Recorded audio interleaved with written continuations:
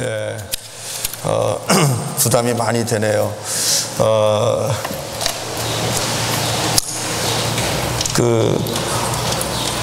라식 수술하신 분들 계시죠? 예, 눈을 수술하셔가지고 이제 밝아지신 분들이 계시죠? 예, 우리 이춘웅 집사님이 저한테 그때 그렇게 얘기했죠.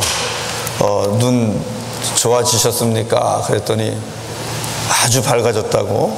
그러면서 그렇게 얘기했어요. 목사님이 이렇게 생긴 줄 이제 알았다고.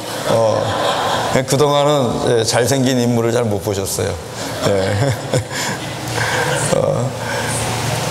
시력이 좋지 않으면 보이긴 보이죠. 그죠? 왜 안 보이겠습니까? 저기 서 있는 것이 누군지 보이죠. 무슨 컬러로 된 옷을 입고 왔는지 보입니다. 그리고 구조가, 형태가 어떤지 보입니다. 왜 안 보이겠어요? 그러나 정확하게 모든 부분에 세밀하게 보이지는 않죠. 시력이 좋지 않으면 이렇게 흐릿흐릿하고 겹쳐서 보이고. 저도 요즘에 성경책이 정확하게 안 보입니다, 이제는. 그런데요, 그런 걸 보고 여러분 반소경이라 그런대요. 소경은 완전히 안 보이는 거고, 보이긴 보이는데 초점이 잘 안 맞고 흐릿흐릿한 걸 반소경이라 그런대요. 반소경 많으시죠? 여기 반소경 많으신데, 안경을 빼면 어때요? 안경 빼면 정말 답답하시죠? 안경 빼고 보면 답답하시죠? 우리 신앙생활이 그렇다는 얘기를 합니다. 신앙생활은 결국은 우리 창조주 하나님을 알아가는 것이고, 창조주 하나님을 만나가는 것이고, 창조주 하나님을 경험해가는 것입니다. 우리 구원자 예수 그리스도를 만나가는 것이고, 알아가는 것이고, 경험해가는 것입니다. 그런데 대부분의 이 신앙생활을 하는 신자라 할지라도, 성도라 할지라도 마치 반소경이 되어서 이렇게 주님을 보기는 보는데, 있는 건 아는데 흐리다는 겁니다. 계신 건 아는데 흐리다는 거죠. 그분의 참모습과 그분의 가지고 계신 그 속성들, 이런 것들을 정확하게 보지 못하고 정확하게 알지도 못한다는 거예요. 그냥 반소경 돼서 흐릿하게 있나 보다, 그런가 보다 하고 신앙생활을 한다는 거예요. 그래서 우리의 신앙생활이 사실 좀 약합니다. 연약합니다. 흔들리기도 많이 하고요. 시험에도 많이 들고요. 하나님을 정확하게 보면, 하나님을 정확하게 알면, 그분을 우리가 경험하면 웬만한 시험은 이깁니다. 하나님을 정확하게 알고 보고 경험하는 것이 중요합니다. 그래서 우리가 렌즈를 껴야 되는데, 이 존 칼빈 목사님은 그 렌즈를 성경이라고 얘기를 했습니다. 이 스크립처, 하나님의 말씀이 하나님을 볼 수 있는 렌즈와 같다. 그렇게 얘기를 했다는 겁니다. 여러분, 하나님을 더 알기를 원하고, 하나님을 더 보기를 원하고, 정확하게 만나기를 원하고, 정말 숨소리를 들으면서 동행하기를 원하시면 하나님의 말씀을 날마다 보십시오. 말씀을 통해서 나타나시는 그 주님을 만날 수 있기를 주의 이름으로 축원합니다. 말씀의 교회입니다. 말씀의 교회. 자, 근데 여러분, 또 그런 게 있지요. 우리가 또 믿음으로 산다고 하지만 말씀을 보고 말씀에선 참 재미를 느끼는데, 그러나 우리에게 능력이 좀 부족한 게 있어요. 우리의 삶은 육체의 삶만이 아니라 영적인 삶을 같이 살고 있는데, 우리가 영적인 삶을 제대로 꿰뚫어 보지 못한다는 것이죠. 우리의 삶은 알고 보면 영적인 전쟁입니다. 혈과 육, 이 육신을 가지고 싸우는 게 아니라 우리가 보지 못하는 곳에서 날마다 새로운 계략을 만들어내고, 어떻게 하면 이 하나님의 아들이요 딸이 된 자를 지옥으로 끌고 가려고, 하나님께로부터 멀어지게 하려고 힘쓰고 애쓰는 그런 마귀의 괴계가 많은지 몰라요. 이 영적인 거잖아요. 근데 우리의 싸움은 사실은 이런 영적인 사단과의 싸움이거든요. 그런데 우리가 그걸 잘 보지 못하는 거예요. 알기는 알죠. 아, 시험이 오는구나. 아, 저놈들이 지금 나를 어렵게 하려고 하는구나. 알기는 알죠. 감은 잡히죠. 그런데 정확하게 꿰뚫어 보지 못하기 때문에 우리가 또 넘어지고 또 그 시험에 걸려서 실패하고 밀리기도 하고 그럴 수 있다는 거예요. 이건 마치 무엇과 같은 거냐면, 여러분 야구를 좋아하십니까? 야구 별로 못 해보셨죠? 나이 드신 분들은요. 물론 야구 선수 하신 분도 있겠지만, 야구를 할 때 공이 날아오면 여러분 어떻게 칩니까? 피처가 공을 던지죠. 투수가 공을 던집니다. 그럼 공이 날아옵니다. 짧은 시간에 들어오잖아요. 근데 그걸 여러분 맞춰야 되잖아요. 그죠? 맞춰서 쳐내야 되는데 어떤 분은 공을 보지도 않고 때리기도 합니다. 어떤 분은 눈을 감고도 때리는데 경우에 따라서는 눈 감고 쳐도 이게 맞아요. 얘 던지면 그냥 에이 모르겠다 하고선 때리면 공을 제대로 안 봐도 눈 감고 쳐도 맞아요. 예. 맞는 경우가 있죠. 근데 헛스윙을 좀 더 자주 하겠죠. 그러나 공을 제대로 보고 때리면 때려내는 확률이 높아지는 겁니다. 여러분, 이 이야기를 제가 왜 할까요?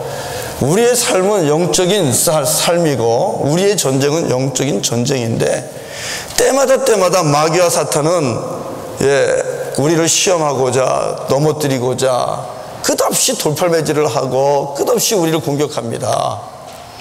어떡하겠어요? 있다는 건 알죠. 느낌으로 알긴 알죠. 그러나 분명한 건 봐야 된다는 겁니다.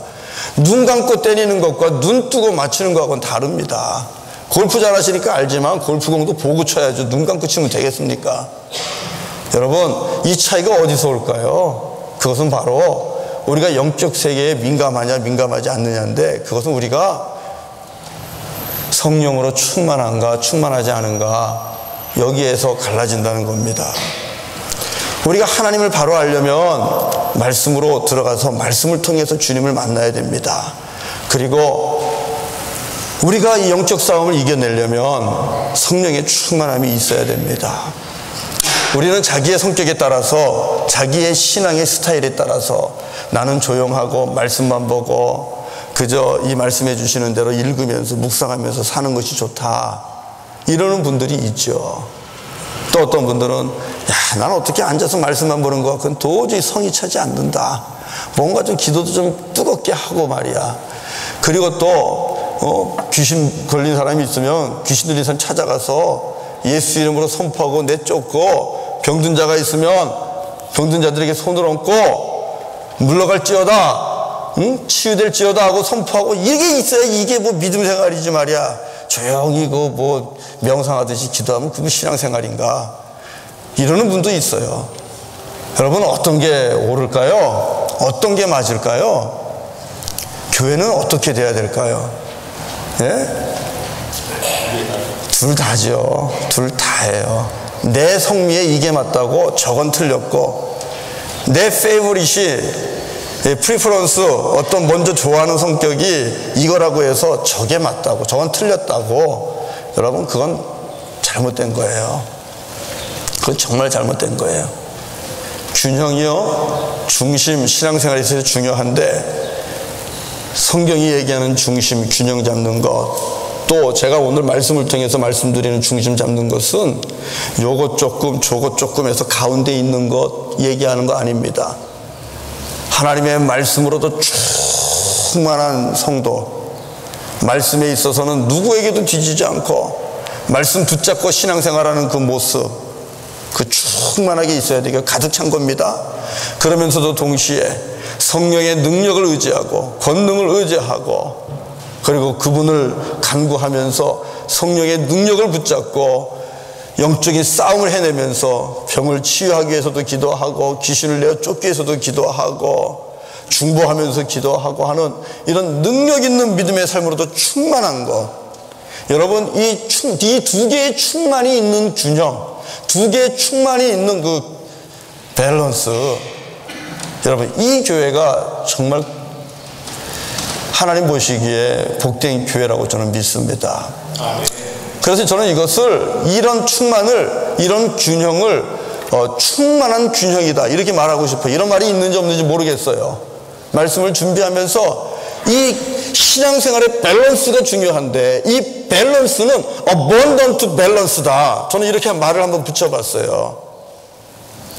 하나님의 말씀의 깊이에도 충만합니다. 넘칩니다. 명상하며 고요하면서 하나님과 아주 세밀한 속상이 있는 듯한 그런 교제가 있습니다. 그러면서도 동시에 또 악한 영들과 싸우면서 능력을 나타낼 수 있는 그런 성령 충만한 그런 모습들, 은사가 있는 모습들, 이것으로도 충만합니다. 이것도 충만, 이것도 충만. 이 abundant balance, 어떻게 하면 sufficient한 거죠. 저는 이런 균형이 우리에게 있어야 된다고 봅니다. 어느 거 하나도 우리가 놓을 수가 없어요. 말씀과 능력을 붙잡고 그런 하나님이 원하시는 교회를 만들어 가야 우리가 이 땅에서 마지막 시대에 하나님의 살아계심을 선포할 수가 있어요. 그리고 또 이단과 미혹의 영에 빠지지 않아요.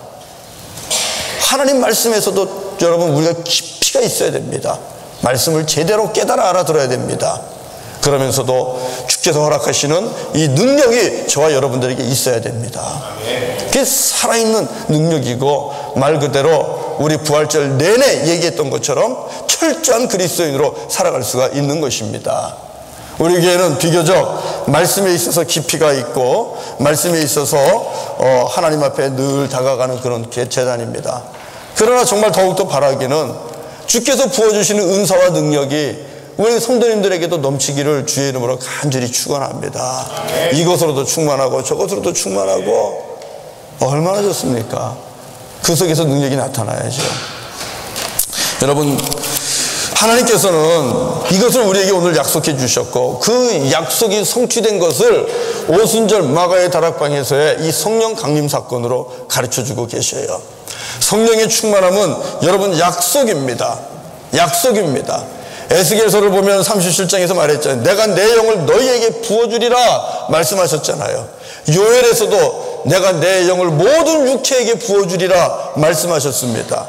우리 예수님께서도 우리에게 제자들에게 말씀했습니다. 내가 아버지께로 가면 너희는 홀로 고아로 두지 않고 보혜사 성령을 내가 너희에게 보내주리라. 누구의 약속입니까? 예수님의 약속입니다. 하나님 아버지의 아들의 약속입니다. 우리를 홀로 두지 않겠다고 약속하셨고요, 보내주셨어요. 그 약속이 이 오순절 마가의 다락방 사건에서 성취되는 것을 여러분 보지 않습니까? 하나님이 신실하십니다. 약속하신 것은 반드시 이루는 분이십니다. 그렇기 때문에 여러분 마지막 날도 반드시 우리에게 임하는 거예요. 우리가 알고 있는 좋은 것만 성취되는 것이 아닙니다. 두렵고 떨림으로 오지 않았으면 하는 그날도, 마지막 날도 여러분 마침내 오는 거예요. 여러분 반드시 기억하시고 그렇게 사셔야 됩니다. 이 성령의 충만함은 약속입니다. 그렇기 때문에 우리에게도 임하는 것입니다. 그 다음에 이 성령의 충만함은 누구에게나 다 같이 임하는 것입니다. 오늘 본문을 보세요. 요엘 사도행전 2장 17절을 보세요. 뭐라 그러셨는가? 2장 17절을 같이 보겠습니다. 시작. 하나님이 말씀하시기를 말세에 내가 내 영을 모든 육체에 부어주리니, 거기까지요. 누구에게 부어줘요? 모든 육체에, all nations, all people입니다. 예외가 없습니다. 예언하셨고요. 자, 오순절날 그러면은 이 초대교회 교인들이 모여 있는데 어떻게 나타났는가 봅시다.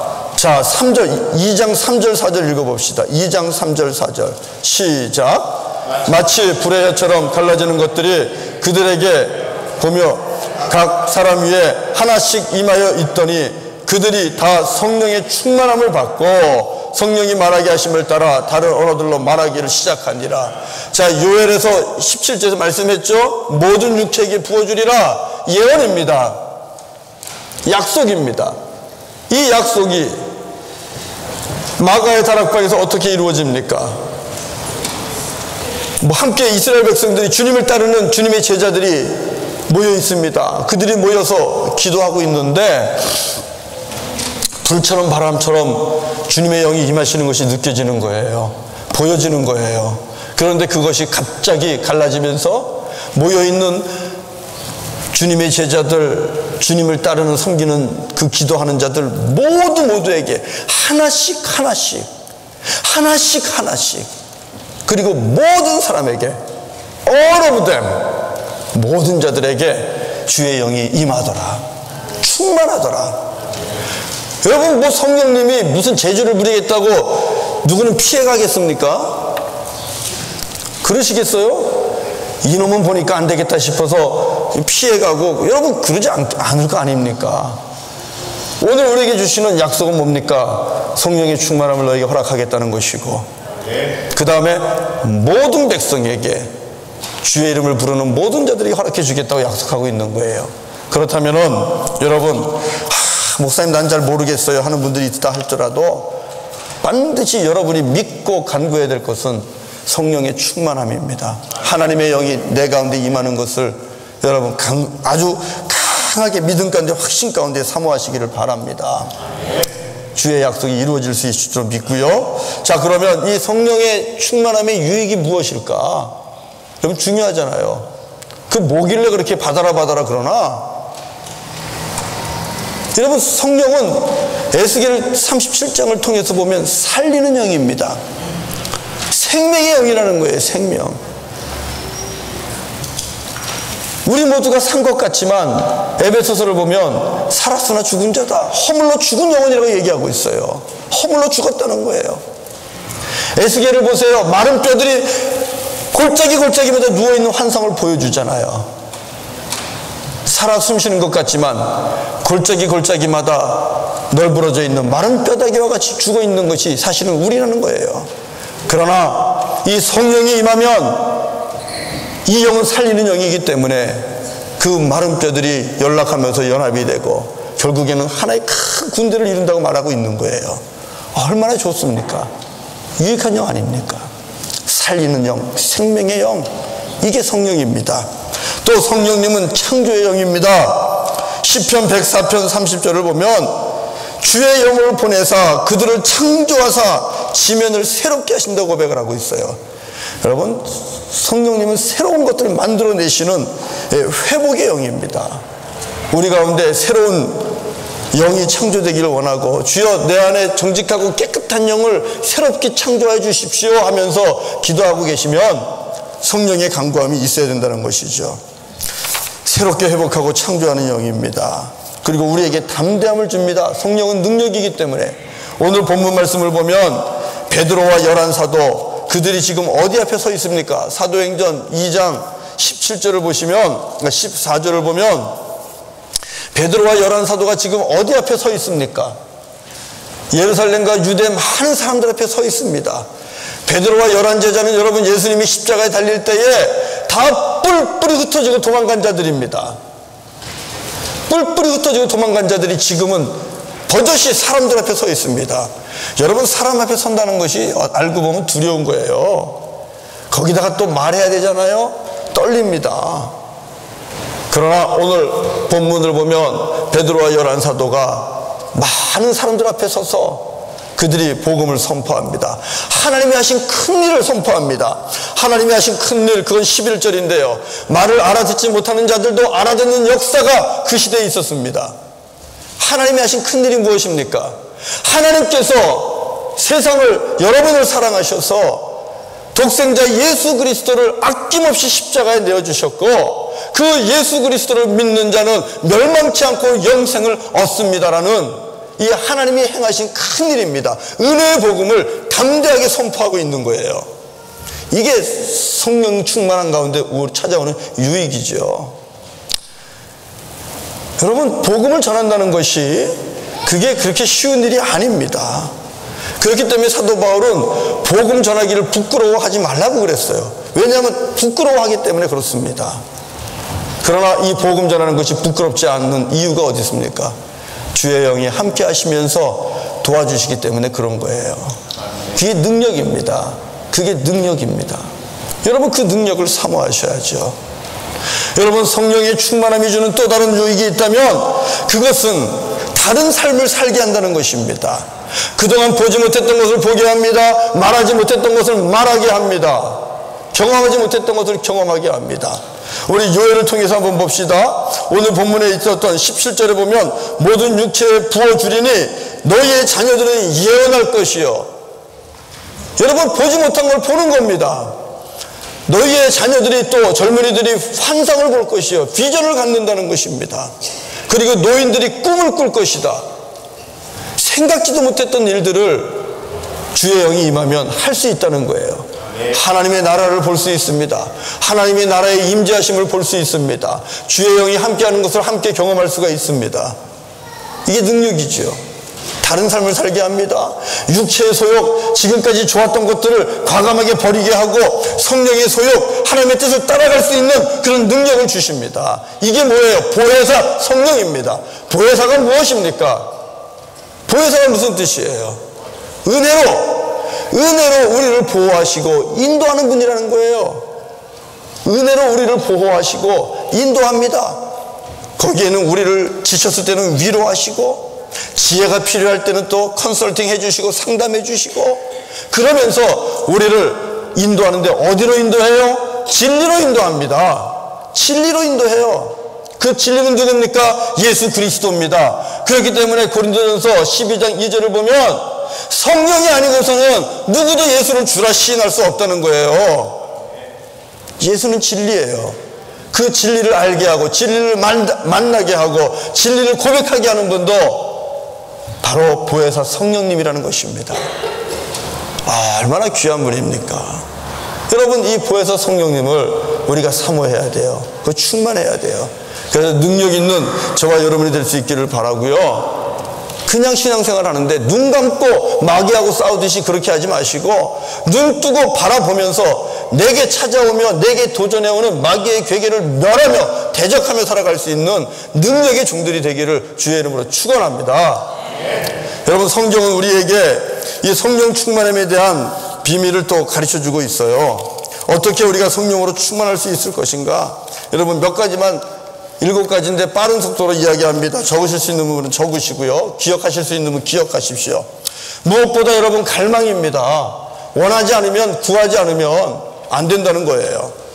나 자신이 성령으로 충만한 삶을 살기로 여러분이 간절하게 원해야 돼요. 뭐 그런 게 있는가? 안 되는 거예요. 그 성령 받았다는 사람들 보니까 무섭더라. 어떻게 보면 꼭 미친 것 같고 광신자 가지고 난 그러면 안 되겠더라. 여러분 그러면 안 되는 거예요. 하나님이 주시는 능력을 주시면 받겠습니다.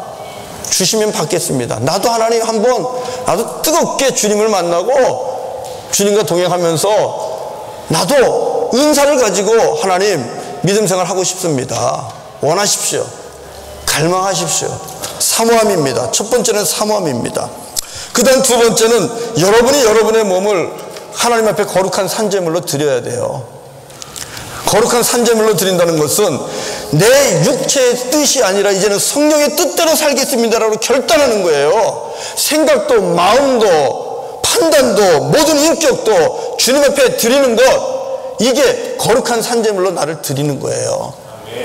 이미 우상을, 내 안에 있는 모든 우상을 제해버리는 것이죠. 그곳에 성령의 충만함을 부어주신다는 것입니다. 그리고 간절하게 기도하십시오. 기도하셔야 돼요. 누가복음 11장 9절부터 13절을 보면은 구하라 그러면 얻을 것이다 그랬어요. 육신의 아버지도 좋은 것 주는데 어떻게 하늘의 아버지께서 너희에게 나쁜 걸 주겠느냐? 여러분 반드시 주님은 신실하십니다. 주님은 선하십니다. 좋은 거 주실 줄로 믿습니다. 때로는 나에게 힘들고 때로는 연단하는 것 같고 때로는 어둠의 터널로 나를 이끌고 가지만 분명히 주께서 허락하시는 것은 그것이 끝이 아니라는 것이죠. 여러분 죽음이 파이널입니까? 아니잖아요. 우리의 삶에서 죽음은 마치 최악이고 그리고 죽음은 마치 끝장난 것 같지만 여러분 죽음을 통하여서 우리는 천국문에 이르는 것입니다. 하나님 아버지는 우리에게 선한 것을 준비하고 계십니다.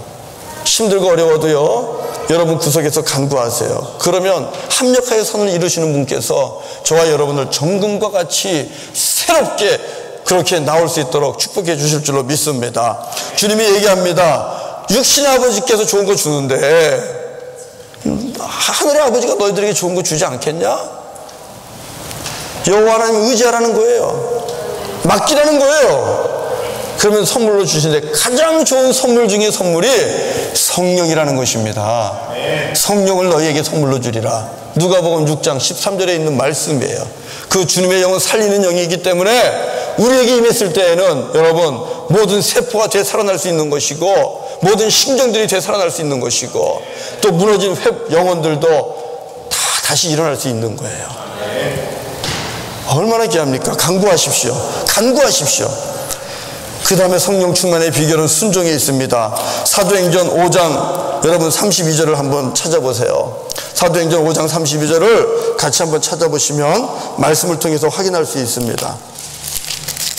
사도행전 5장 32절 우리 같이 한번 읽겠습니다. 5장 32절 시작. 우리는 이 일의 증인이요 하나님이 자기에게 순종하는 사람들에게 주신 성령도 그러하니라. 여러분 성령님은 증인의 사역을 감당하는데 그 성령님은 누구에게 주셨다 그래요?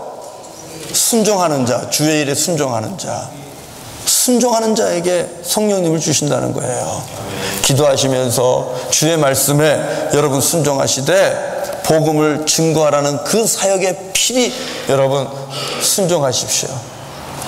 사도행전 1장 8절에서 너희에게 성령이 임하면 너희가 권능을 받을 것이고 그리고 예루살렘에서 시작해서 땅끝까지 복음의 증인이 되리라 하셨습니다. 주님이 주시는 성령의 능력은 복음을 증거하라고 주시는 능력입니다. 그것 가지고 부귀영화 누리라고 주시는 능력이 아니에요. 그런 것처럼 내게 주신 성령의 충만함이 넘치려면 저와 여러분들이 복음을 증거하는 일에 순종해야 된다는 거예요. 선교하는 일에 순종해야 된다는 것입니다. 그러면 성령의 충만함을 주께서 주셔요. 복음 전하러 나가보세요. 기도하지 않고선 복음 못 전합니다. 성령님 의지하지 않고선 복음 못 전합니다. 간구하게 돼 있어요. 현장으로 가세요. 그 다음 다섯 번째 성령 충만의 비결은 믿음입니다. 믿음으로 구원도 얻지만 믿음으로 성령도 충만하게 받는 거예요. 갈라디아서 3장 2절을 보면 너희가 성령 받는 것이 율법의 행위로냐 믿음으로냐, 믿음이라고 얘기하고 있는 거예요. 성령의 충만함도 주여 내가 믿사옵나이다. 하나님이 계신 것을 믿는 것처럼 성령 하나님이 계신 것을 믿는 거예요. 그리고 간구하는 거예요. 그리고 그분에게 우리가 교제하면서 나아가는 거예요. 그러면 성령을 또 선물로 주시는 거죠. 그 다음 여섯 번째는 말씀을 들을 때입니다. 하나님의 말씀을 들을 때 여러분 성령이 임한다고 했어요. 사도행전 10장 44절을 보면 베드로가 복음을 전합니다. 그리고 말씀을 듣는 자들이 말씀을 듣고 있을 때 성령이 임하시더라 그렇게 말씀하고 있어요. 여기서 말씀 듣는 것은 그냥 자리에 있는 것을 의미하는 게 아니에요. 주어지는 선포, 말씀, 은혜의 복음, 예수의 십자가의 복음을 아멘 아멘으로 받는 게 말씀을 듣는 거예요. 아멘으로 말씀을 들을 때에 여러분 성령이 그들에게 임하더라. 진리를 깨닫게 하는 거예요. 그 진리를 깨달으면 주님을 만나는 거예요. 마지막이죠. 마지막 7개입니다. 더 있지요. 그러나 7가지로만 줄였어요. 여러분 성령의 충만함은 우리가 함께 모여 회개하며 기도해야 됩니다. 함께 모여 회개하며 기도하는 거예요. 사도행전 1장으로 가보세요. 사도행전 1장 13절 14절 같이 읽어봅시다. 1장 13절 14절 여기에 보면 오순절 마가의 다락방에 성령 충만함의 역사가 일어날 때 그들이 함께 모여 있었다 그랬는데 함께 모여 도대체 뭘 했는지 알 수 있어요. 1장 13절 14절 같이 읽어봅시다. 시작. 들어가 그들이 좋아하는 다락방으로 올라가니 베드로, 요한, 야고보, 안드레와 빌립, 도마와 바돌로메, 마테와 및 알페오의 아들 야고보, 셀롯인 시몬, 야고보의 아들 유다가 다 거기 있어 여자들과 예수의 어머니 마리아와 예수의 아우들과 더불어 마음을 같이하여 오로지 기도에 힘쓰더라.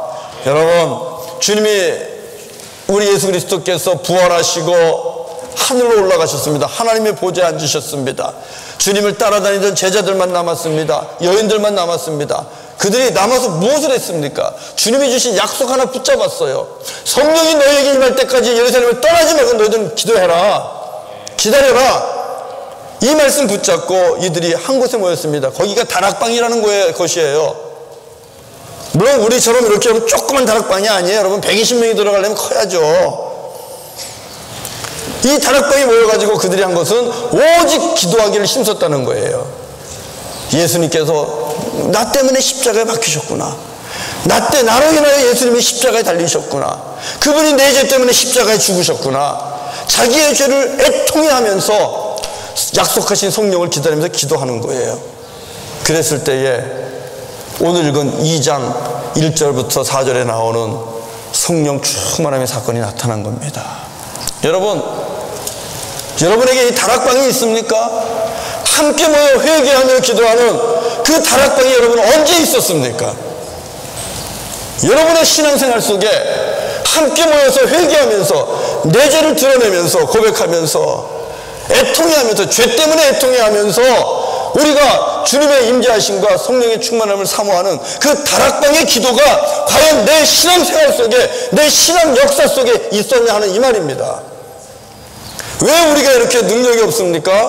왜 우리에게는 이렇게 살아있는 신앙이 부족합니까? 왜 날마다 눈 감고 볼을 때립니까? 눈 뜨고 공을 쳐야죠. 눈 뜨고 마귀를 대적해야죠. 다락방이 없어요. 교회 뒤편에 복도에 마가의 다락방이라고 이름은 전했지만 우리 권사님들께서 취임하면서 다락방 기도실 만들어놨죠. 마가의 다락방이라고 그랬다 그래요. 그 당시에 맞는지 틀린지 모르겠어요. 여러분 다락방이 기도실만 있으면 그게 다락방입니까? 그게 창고죠. 함께 모여 기도하고 함께 모여 회개하고 함께 모여 간구하고 함께 모여 주의 은혜를 사모하는 여러분 이 다락방이 살아있어야 거기에 주의 능력이 임하는 거죠. 다락방이 창고가 되게 하지 마세요. 여러분의 집도 마찬가지입니다. 여러분 큰 집 이사 가면은 많이들 그래요. 목사님 나는 이제 우리 집에 골방 만들었습니다. 골방 만들어 놓으면 뭐래요? 거기다가 물건만 싸놓고 골방에서 기도해야죠. 골방에 기도하라고 주님께서 골방에 들어가라 그런 것이죠. 성령 충만 받기를 사모하면서 성령 강림절기를 이제 시작합니다. 우리 찬양했죠. 주여 이 땅의 황무함을 보십시오. 세상이 얼마나 악한지 모릅니다. 세상이 얼마나 험한지 모릅니다. 미혹의 영이 얼마나 많은지 모릅니다. 여러분 세상 문화는 이 시대의 컬처는 우리를 끝없이 악한 길로 가게 만들고요. 이제는 진리가 무엇인지 거짓이 무엇인지 분간이 안 되는 세상입니다. 남들도 다 그렇게 삽니다. 아버지에게는 여자친구가 있죠. 엄마에게는 남자친구가 있죠. 자녀들은 이 아이 만나죠. 저 아이 만나죠. 구별되는 것이 없습니다. 예수를 믿는 신앙인으로 산다는 것이 세상에서 어떻게 거룩을 지키며 성결을 지키며 여러분 그 구별이 없어졌어요. 남들 다 하는데요. 목사도 장로도 권사도 모두가 다 죄악의 길로 같이 가면서 버타면서도 그것이 죄인지를 모릅니다. 우리 양심의 가책을 못 느껴요. 이게 우리입니다. 정말 이 땅은 황무해졌어요. 주님 앞에서 거룩함과 순결함들이 너무나 많이 깨졌어요. 구석에서 병들어하고요. 또 마음은 마음대로 상하죠. 어쩌면 이렇게 성도끼리 마음을 상하게 하고 어쩌면 이렇게 화목이 안 되고 화해가 안 되고 우리가 왜 그렇게 삽니까? 제단이 새롭게 회복돼야 되고요. 예배가 회복돼야 되고요. 다락방이 회복돼야 됩니다. 여러분 가정의 골방을 다시 새롭게 세우십시오. 주님과 여러분 한 사람 한 사람이 깊이 교제하시고요. 그리고 성령의 임재하심 속에서 말씀으로 들려주시는 주의 음성도 들으시고요. 말할 때에는 오늘 본문에 나타난 것처럼 성령이 말하게 하심을 따라서 말하는 그 방언의 능력들이 은사들이 여러분에도 있기를 원합니다. 방언은 내가 말하는 것이 아니라 성령께서 주신 말을 하는 게 방언이에요.